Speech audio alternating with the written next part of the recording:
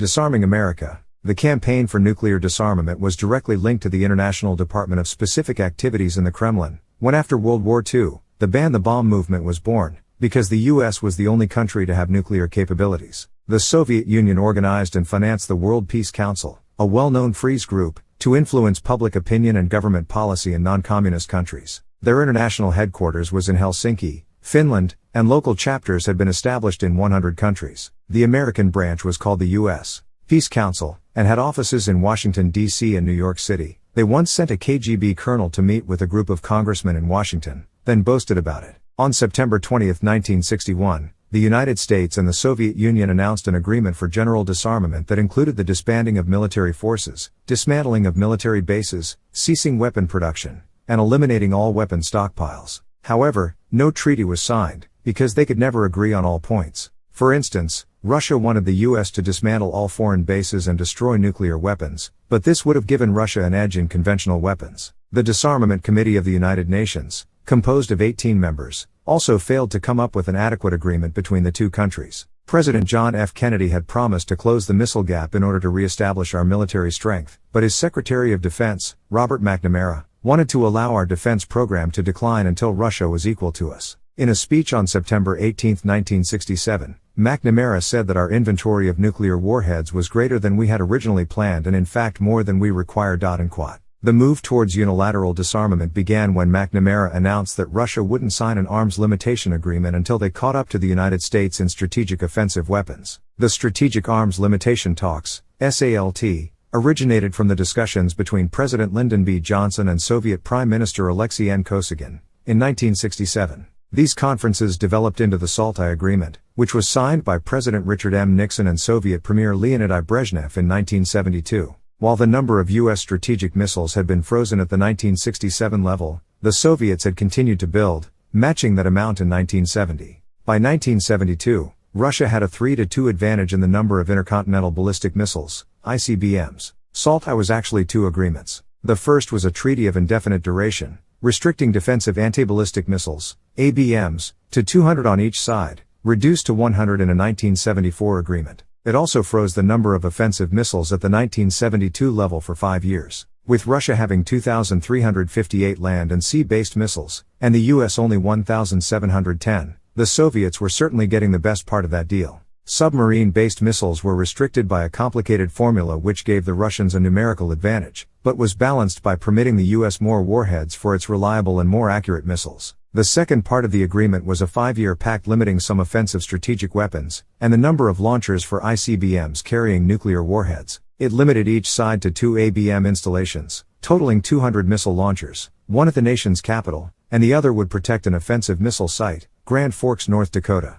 This stipulation was amended in 1974 to only one site in each country. SALT I was ratified by an 88-2 vote in the Senate, but the Jackson Amendment stipulated that the next agreement was to be more equal. The agreement was to remain in effect until October 3, 1977. On November 24, 1974, President Gerald R. Ford and Brezhnev reached an agreement to limit the number of all offensive strategic weapons and delivery systems until December 31, 1985. SALT II was a treaty that resulted from a second round of talks, and was signed by President Jimmy Carter and Brezhnev on June 18, 1979, and was to remain in effect until 1985. It limited each side to 2,400 ICBM launchers and long-range bombers. Within 6 months of ratification, by the end of 1981, a new limit of 2,250 was to take effect. It would allow each country to develop one new missile, and to modernize their existing weaponry, with certain limitations. Each side would be expected to verify the other's compliance by its own surveillance methods. Regardless of the many stipulations, it still did not meet the requirements of the Jackson Equality Amendment. The numbers were manipulated to make them appear equal. For example, in the count of U.S. strategic weapons, 100 B-52s, a heavy bomber capable of hitting speeds of 650 miles per hour, altitudes of 50,000 feet, and has air-launched missiles and bombs which can hit several targets hundreds of miles apart, that were mothballed in a graveyard in Arizona, were included, even though it would take more than a year to get them all flying again. However, 150 of the new Russian backfire bombers were not counted. A prominent general stated, "If SALT II is passed, we are in the final 1,000 days of history." The Senate never ratified SALT II, because the Soviet Union invaded Afghanistan. However, the US adhered to it, but not Russia. Assistant to the chairman of the Joint Chiefs of Staff, Air Force Lieutenant General John S. Puste said that the Russians, for years, have continued to outman, outgun, outbuild us in most meaningful military categories. The Soviets had outspent us in a display of armament and mobilization that had not occurred since Hitler's preparations for World War II. According to 1991 statistics, Russia's defense spending was 8%, down from 11 to 13% in the late 1970s, of their gross national product, while ours was only 5.7%, down from 6.1% in the late 1970s. If their military escalation wasn't an indication of their intentions, then the capabilities of their civil defense program should have been. Retired Air Force General G.J. Keegan Jr. said, "The Soviets have deployed and developed the most intensive system of nuclear shelter for its military leadership, its civilian leadership, its industrial factory workers, and its civilian population ever deployed or built in history." New housing construction included mandatory underground shelters. They have built 1,575 huge underground command posts, each the size of the White House, embedded in the earth up to 400 feet deep, and covered by 75 feet of reinforced concrete. They have protected water, power generators, and communication systems. The Pentagon estimated that each post cost about $500 million. In the event of a nuclear exchange, it is believed that a large part of the Russian population would survive. Meanwhile, the United States government has literally abandoned its civil defense program, in lieu of the continuity of government plan developed by the Federal Emergency Management Administration, FEMA. There are said to be as many as 96 underground facilities throughout Maryland, West Virginia, Pennsylvania, and North Carolina that will house government officials in case of an impending nuclear incident. The most prolific is a highly classified underground city, with a subterranean lake for drinking water, 40 miles east of Washington, D.C., in the Appalachian foothills, known as Mount Weather. It has streets, sidewalks, offices, houses, and a medical facility. It will house federal government officials, and contain all records on its computers, such as census, Social Security, and IRS information. Civilians will be left to seek out the 235,000 buildings designated as fallout shelters. In addition, the Defense Department's Civil Defense Preparedness Agency, DCPA, indicates that there is the potential for sheltering 50 million people in mines. Nevertheless, if a nuclear exchange were to occur today, the best estimates are that 160 million Americans would die, but only 5 million Russians. The Russians have 100 times as many radar detectors than we have, and on top of that, Air Force experts once said that the U.S. radar system is so inferior that Russia could sneak in as many as 50 bombers through its holes, in a surprise attack. Phyllis Schlafly and Chester Ward wrote in Kissinger on the Couch, "Every single key provision of both SALT agreements originated with Soviet strategic experts and planners in the Kremlin, approved by Leonid Brezhnev and his closest associates in the Politburo, and was passed by Soviet Ambassador Anatoly F. Dobrynin to Henry Kissinger, who then provided the rationalization for it and sold it to President Nixon." In the book, An Analysis of SALT II, compiled by Congress, it states, in short, the Soviets will soon have a first strike capability authorized by SALT, and when that capability is in hand, Soviet leaders may logically presume that the U.S. would not retaliate after a first strike. Soviet leaders could reason that a U.S. president would not order a retaliation, knowing that his few surviving weapons could not annihilate Soviet society, and that a counterstrike by Soviet second strike weapons would, in fact, utterly destroy the U.S. as a viable society. The fact is that after a first strike, the Soviets would have more missiles and bombers in reserve for the second strike that the U.S. had to start with. Despite this knowledge, disarmament has continued. Carter canceled plans for the production of the B-1 strategic bomber, which was to be built by Rockwell International, General Electric, and the Boeing company. The B-1 was to replace the obsolete B-52, and would have the capability of evading Soviet radar detection because of its ability to fly at high speeds, at low altitudes, and twice the speed of sound at higher altitudes. They would be able to carry a weapons payload twice the amount of the B-52, including 24 SRAMs, short-range attack missiles, inside its body, and 8 on its wings. Internally, it can carry 75,000 pounds of conventional bombs, in addition to 40,000 externally. Its takeoff distance is half that of the B-52, giving it access to more areas. Since 1961, about 1,000 of our B-57 strategic bombers have been phased out, and the supersonic B-58s were deactivated in 1970. The Russians, however, produced their Delta Wing supersonic backfire bomber, which has a maximum range of over 5,000 miles, and can travel 1,500 miles per hour. This means that they can be launched from bases in the Siberia, can cross the United States to refuel in Cuba,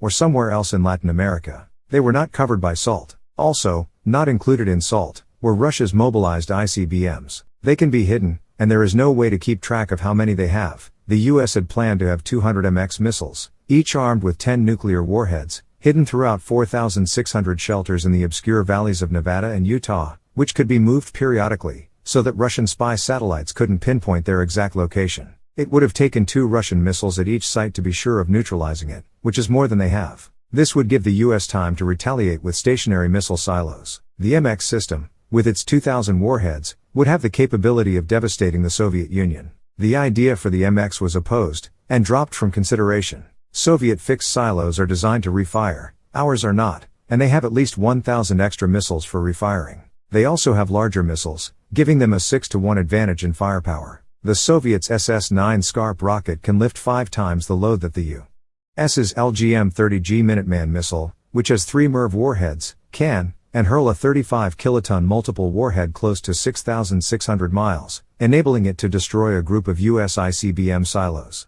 The SS-18 is so accurate, that at the most, it would miss by only 400 yards. It can carry a 20-megaton warhead, or 3 smaller warheads, each independently aimed. It can even carry 14 1-megaton warheads, all of which could directed to different locations, delivering enough explosive power to destroy a large city. With a single warhead, the missile can travel 5,700 miles, but only 4,700 with a multiple warhead. The SS-19, which is smaller, can only carry 6 warheads. With their increased number of warheads, and improved accuracies, the Pentagon indicated that Russia's SS-18 and SS-19 missiles could destroy America's land-based missile force of 1,000 Minuteman and 54 Titans in a single barrage, giving them a first-strike capability. Russia's biggest missile can carry 30 warheads, while our largest can only carry 3 1-megaton warheads. Keep in mind, Russia also has many small missiles, such as the SS-20, a mobile multiple warhead missile, with a range of over 5,000 miles, that would be effective in taking out NATO ports and airfields, and with the addition of a rocket booster, could reach the United States. It was not covered by SALT.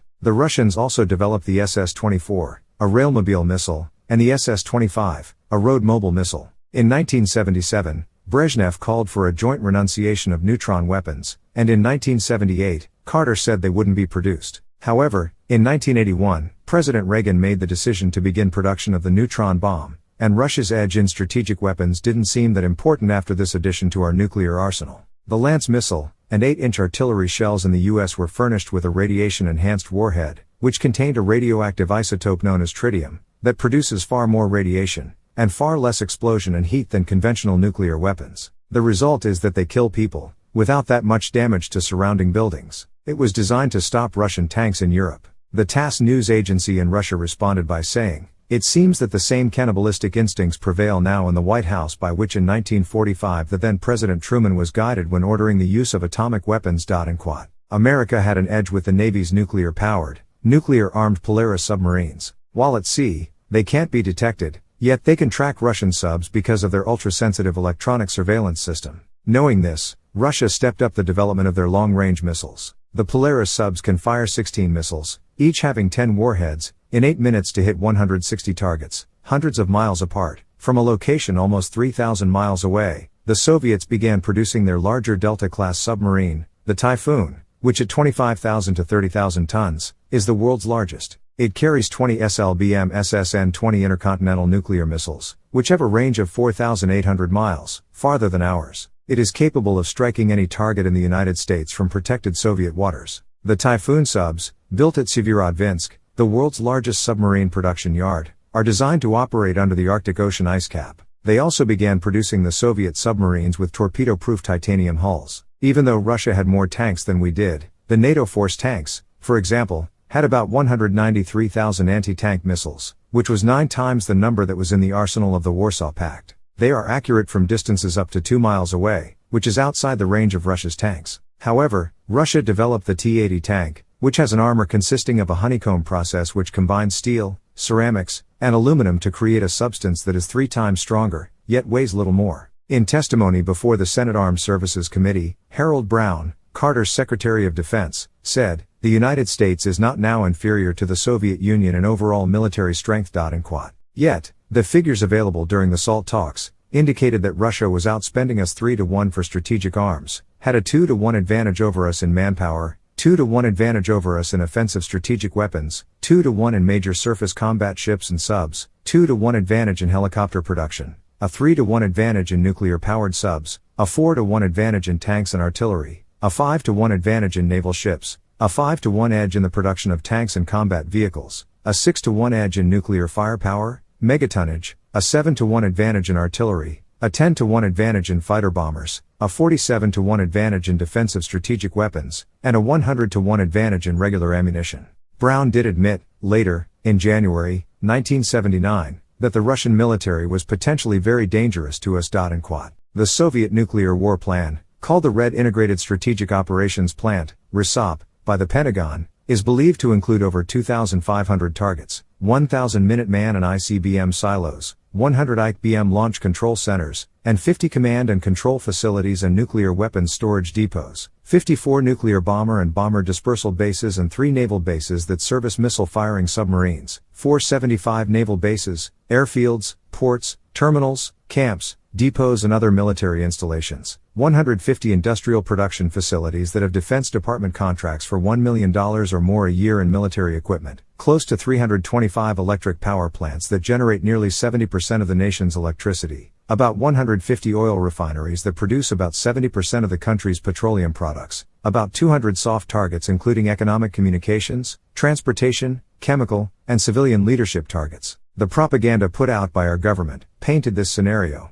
After a massive surprise first strike by the Russians, at least 120 bombers, 17 Poseidon submarines, and 700 land-based ICBMs, totaling some 5,000 nuclear weapons would survive, and have the capability of destroying 80% of Russia's industrial base and 90% of its military installations, other than missile silos, killing between 20 and 95 million people, depending on their civil defense preparedness. For some reason, the United States government tried to disguise and hide the fact that we may no longer be the most powerful nation on earth. Not only are they hiding it, but continue to make it worse with further plans for disarmament. On December 8, 1987, Russian leader Mikhail Gorbachev and President Reagan signed the Intermediate Range Nuclear Forces (INF) Treaty, which was to eliminate all medium and short-range nuclear missiles. It was ratified, with conditions, by the Senate, on May 27, 1988. At the time of SALT, out of 27 summit agreements with Russia, they had broken or cheated on all but one, and that includes the Nuclear Test Ban Treaty of 1962, the ABM Treaty of 1972, SALT I, and SALT II. They cheated on the INF Treaty of 1989, and did not fully comply with the Conventional Forces in Europe, CFE, Treaty of 1991. Many wars or confrontations since SALT I had been started by, or influenced by Russia in one way or another. They have been fought by their proxies, satellite allies, or agents, countries protected by friendship treaties, or they have used their veto power in the United Nations. George Washington said, "The best way to ensure peace is to be prepared for war." At that time, we were not ready for war. Admiral Elmo R. Zumwalt, former Navy Chief of Operations, said at the Australian Naval Institute seminar in February 1979, "It is the professional judgment of senior officials in the United States that our Navy has only a 35% probability of winning a conventional naval war against the Soviet Union. Our military knows this, and so does theirs. About the only people who do not know it are the general public in the United States and Australia. Nor do they know that a nuclear exchange in 1981 on present trends would result in about 160 million dead in the United States."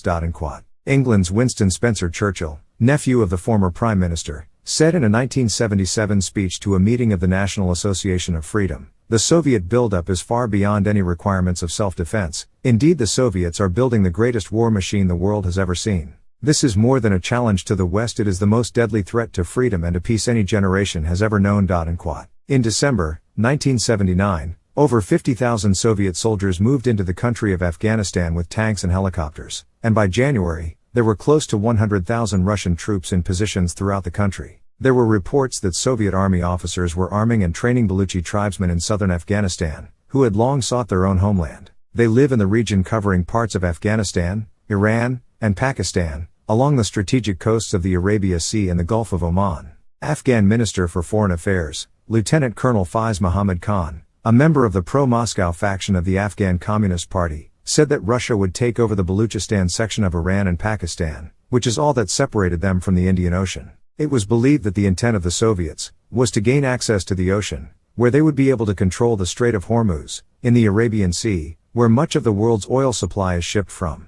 Khan hinted that since more than half of the students that held our hostages in Iran were pro-Soviet communists, The Russians may have instigated the incident, hoping that it would escalate into a full-blown confrontation, so that the Soviet Union could invoke a 1921 treaty with Iran that would give them a right to send in troops if their southern border was threatened. During the years when Hitler came to power in Nazi Germany, Russia made the prediction, "We will take Iran, not by direct intervention, but it will fall into our hands like an overripe piece of fruit." An issue of World Crisis, published by Colebritain Newspapers Limited, of Dublin, Ireland, reported during the early 1970s, Russia is planning a new offensive in the Middle East. Our precise and categorical information is that Russia plans to have totally taken over southern Africa, all the Middle East, and Western Europe by January 8 to 9, 1984. Alexander Ginsburg, the exiled Russian human rights activist, said that America is threatened by expansionist Russian ambitions, but won't recognize the danger until it comes to Mexico or Canada.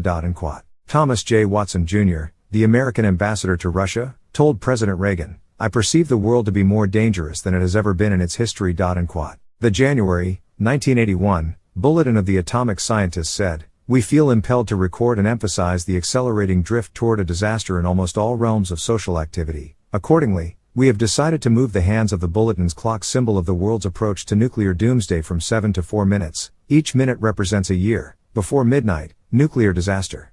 End quote.